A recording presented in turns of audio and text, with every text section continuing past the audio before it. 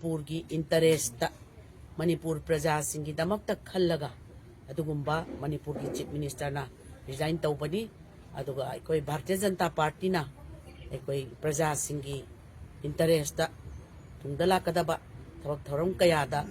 मणिपुर की अदुगुम्बा नसिनुमिदों वायरंगी पुंग मंगा मखाई रोम तारकपा मतमदा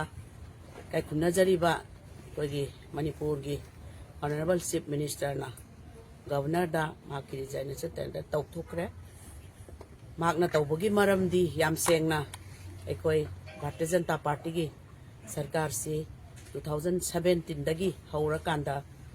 sarkar pairak patuna manipur da tongan ba chawkhat thorang da thabak kya tawbiramba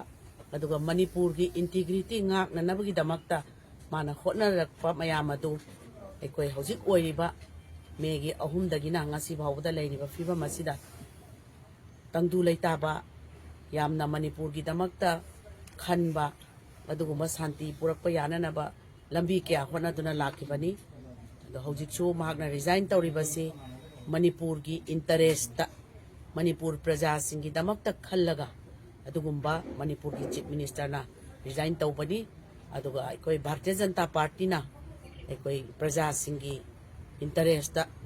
tungdala kadaba thabak thoram kayada manipur gi adugumba integrity ngakpada achouba daita logani haidana media gi tong thamja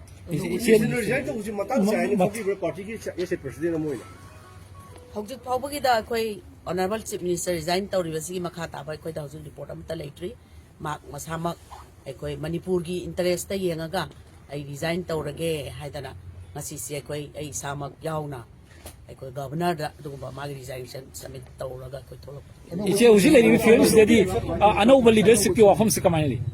party ki oina de hojik phawbada koi da adugi instruction adugi message amta laktri adu makha taba message la ka da